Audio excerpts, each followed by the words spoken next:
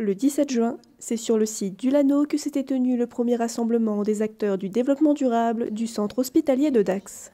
L'idée, c'était vraiment de se rencontrer tous pour célébrer les 2 années de collaboration dans la démarche développement durable et de préparer une petite exposition pour que chacun sache ce que fait les autres en fait. Il y a 5 équipes en tout qui ont été créées, donc une sur la mobilité, une sur les infrastructures, biodiversité, une sur DUC, c'est déchets, usages uniques et consommables, et la dernière c'est EIB, qui est produits chimiques, eau, effluents et air, à laquelle on rajoute Dax Vert, qui est le 5e groupe de travail en fait, qui concerne le bloc opératoire. C'est une démarche volontaire, donc on est plusieurs dans les filières soins, plutôt dans les parties administratives également.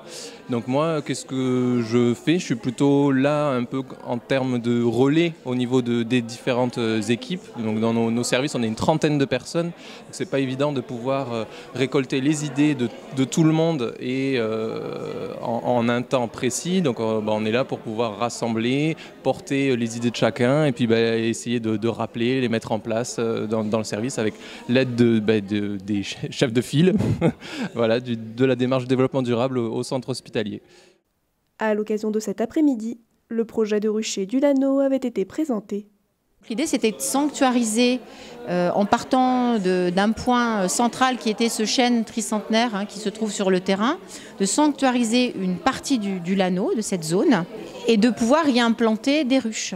Et on s'est dit, pourquoi pas associer les enfants de la pédopsychiatrie, pourquoi pas associer des patients finalement à cette démarche, parce que le développement durable concerne tout le monde, tout à chacun. On a fait aussi appel à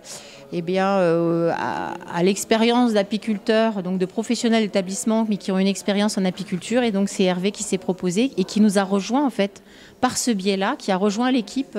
Ça a été une façon pour lui, une porte d'entrée pour lui, pour nous rejoindre dans la démarche de développement durable. Quand je les ai vus arriver, qui sont venus voir les ruches toutes décorées, ils étaient fiers de leur travail. Et je suis très fier aussi de leur travail aussi. Et voilà, en fait, c'est pour les accompagner dans justement l'insertion et aller voir justement ces ruches pour les aider à vivre comme les autres. Voilà. Un rassemblement qui avait permis de mettre en lumière le travail de ceux qui s'engagent bénévolement dans cette démarche et de présenter les projets à venir.